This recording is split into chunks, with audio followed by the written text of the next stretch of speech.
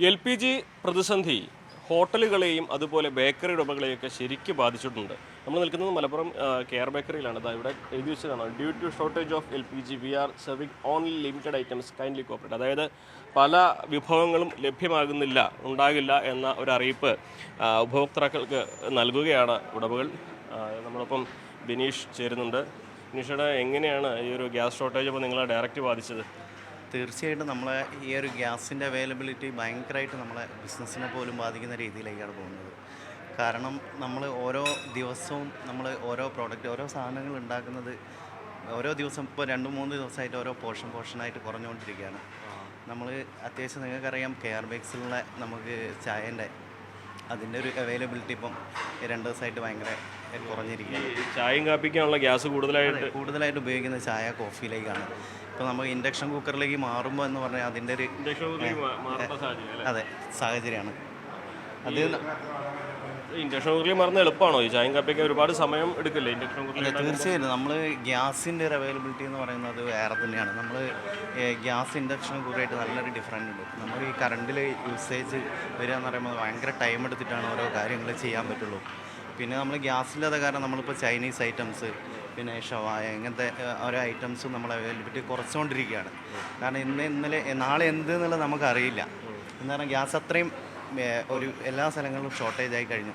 നമുക്ക് ഈ ഒരു മുൻകൂട്ടി നമുക്ക് ഇങ്ങനെ ഒരു അറിഞ്ഞിരുന്നെങ്കിൽ നമുക്ക് സ്റ്റോക്ക് ചെയ്യാൻ പറ്റൊരു സാഹചര്യം പോലും ഇല്ലാതായി. ഈ ബേക്കറികളിൽ പൊതുവേ ഇവിടുത്തെ മാത്രമല്ല പൊതുവേ ബേക്കറി സമൂഹത്തെ എങ്ങനെയാണ് ബാധിക്കുക? ഏതൊക്കെ വിഭവങ്ങളെ നേരിട്ട് ഇതിൻ്റെ പ്രൊഡക്ഷനെ ബാധിക്കും ഗ്യാസ് ഷോർട്ടേജ്? മെയിനായിട്ട് നമുക്ക് ബാധിക്കുക ഈ ഫ്രൈ ഐറ്റംസാണ്. ഓയിൽ ഫ്രൈ ഐറ്റംസിന് കൂടുതലായിട്ട് നമുക്ക് ഇത് ബാധിക്കും. കാരണം ഇപ്പോൾ നമ്മൾ ഗ്യാസാണ് കൂടുതൽ ഉപയോഗിക്കുന്നത് ഈ ഫ്രൈ ഐറ്റംസ് മീൻസ് നമ്മൾ ഈ പൊരിക്കടികളൊക്കെ. പിന്നെ നമുക്ക് ഈ പപ്സ് സാധനങ്ങളൊക്കെ വരുന്നത് നമ്മൾ ഓവനിൽ മറ്റേ കറണ്ടിലാണ്. പക്ഷേ അതിലേക്ക് മാറുമ്പോൾ അതിനൊരു ലിമിറ്റേഷൻ ഉണ്ട്. പിന്നെ ഈ ഫ്രൈ ഐറ്റംസ് എങ്ങനെയായാലും അത് ഫ്രൈ ചെയ്ത് എടുത്തേ പറ്റുള്ളൂ. നമുക്ക് ഇതിൽ ഓയിൽ എണ്ണപ്പലഹാരത്തിന് വരെ ആളുകൾ പപ്സും ഇതൊക്കെ സ്ഥിരമാക്കേണ്ടി വരും. അതെ, തീർച്ചയായിട്ടും അങ്ങനെ ഒരു സാഹചര്യത്തിലേക്ക് പോകാൻ ചാൻസ് ഉണ്ട്. ഇങ്ങനെ പോവുകയാണെങ്കിൽ ഗ്യാസ് അവൈലബിലിറ്റി ഇന്ന് തന്നെ കഴിയുകയാണല്ലോ മാക്സിമം. എനിക്ക് തോന്നുന്നു ഇന്നത്തെ സ്റ്റോക്കേജ് നമ്മളെ മാക്സിമം കഴിഞ്ഞു ഈ ഗ്യാസ്. നമുക്ക് ഇപ്പോൾ ഇൻഡക്ഷൻ കുക്കറിലാണോ ചായ ഉണ്ടാക്കുന്നത് അവിടെ? തീർച്ചയായിട്ടും നമുക്കൊന്ന് കണ്ടുനോക്കാം. അത് സാധാരണ ഇപ്പോൾ ചായ ഉണ്ടാക്കാൻ അവർക്കും ബുദ്ധിമുട്ടാവില്ലേ അതിൻ്റെ രീതി മാറുമ്പോൾ? തീർച്ചയായിട്ടും അവർക്ക് ഭയങ്കര ബുദ്ധിമുട്ടാണ്. അതിൻ്റെ ടീം മാസ്റ്റർക്ക് അതിൻ്റെ ബുദ്ധിമുട്ട് അവരോട് പറഞ്ഞാൽ മാത്രമേ അത് അറിയുള്ളൂ. കാരണം നമ്മളെ ലൈവ് ചായ നമ്മളെ കെയറിൻ്റെ ഒരു സ്പെഷ്യലാണ് ലൈവ് ചായ. അപ്പോൾ അതിൻ്റെ ഒരു അവൈലബിലിറ്റി കുറയാന്ന് പറയുന്നത് നമ്മളെ കസ്റ്റമറെ പോലും ബാധിക്കും. കസ്റ്റമറെ നമുക്ക് സാറ്റിസ്ഫൈ ചെയ്യാൻ കുറച്ച് ബുദ്ധിമുട്ടാവും. അപ്പോൾ ഇതും കാപ്പിയുടെയും ഫിൽറ്റർ കോഫിയാണല്ലേ? ഫിൽറ്റർ കോഫി ഉണ്ട്, പിന്നെ ലൈവ് നമ്മളെ ഇൻഡക്ഷൻ കറണ്ടിലേക്ക് മാറുകയാണ്. അതെ അതിൻ്റെ ബുദ്ധിമുട്ട് എന്താണ്? ഒന്നാമത് ഡിലേ ആണ്. നമ്മൾ കസ്റ്റമർക്ക് ആ സമയത്ത് കറക്റ്റ് നമുക്ക് സെർവ് ചെയ്യാൻ പറ്റാത്ത ബുദ്ധിമുട്ടുകളൊക്കെ വരും. അടിച്ചായുടെ സുഖം കിട്ടില്ലല്ലോ. എങ്ങനെയല്ല ഈ ഒരു സുഖത്തിലേക്ക് പോവില്ല ഈ ഒരു ഇൻഡക്ഷൻ കുക്കർ ഉപയോഗിക്കുന്ന കാരണം. മറ്റ് ബേക്കറികളിലും സമാനമായ ഒരു അവസ്ഥ തന്നെ ആയിരിക്കും അല്ലേ? തീർച്ചയായിട്ടും നമ്മളെ ഓൾമോസ്റ്റ് എല്ലാ കെയറിൻ്റെ ബ്രാഞ്ചിലും ഈ ഒരു അവസ്ഥയാൻ ചാൻസ് കൂടുതൽ.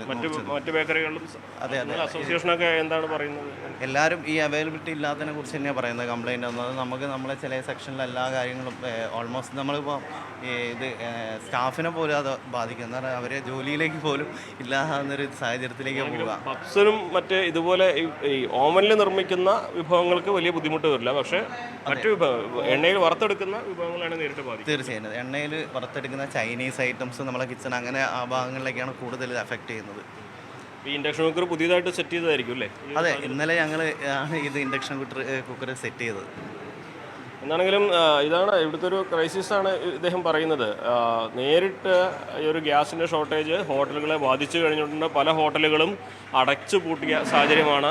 ഈ വലിയ ബേക്കറി ശൃംഖലയുള്ളവരൊക്കെയാണ് ഇപ്പോൾ അത്തരത്തിൽ ഗ്യാസിന് പകരം ഇൻഡക്ഷൻ കുക്കർ ഉപയോഗിച്ച് ഉപഭോക്താക്കൾക്ക് വേണ്ട ചായയും കാപ്പിയൊക്കെ ഏറ്റവും ഡിമാൻഡുള്ള ചായയും കാപ്പിയൊക്കെ നിർമ്മിക്കാനൊരു വഴി കണ്ടെത്തിയിരിക്കുന്നു. പക്ഷേ അതും ഈ ഉപഭോക്താക്കളെ പൂർണ്ണമായും തൃപ്തിപ്പെടുത്തുന്ന സാഹചര്യമല്ല എന്ന് തന്നെയാണ് പ്രശ്നം. എന്നിരുന്നാൽ തന്നെയും ഈ ഒരു ഗ്യാസിൻ്റെ പ്രതിസന്ധി തുടരുകയാണെങ്കിൽ ഒരുവിധം എല്ലാ വിഭവങ്ങളും ഇതേപോലെ ഇൻഡക്ഷൻ കുക്കറിലേക്കും മറ്റ് സംവിധാനങ്ങളിലേക്കും മാറേണ്ട ഒരു സാഹചര്യം തന്നെ ഉണ്ടാകുമെന്ന് കൂടി ഇവർ ഓർമ്മിപ്പിക്കുന്നുണ്ട്.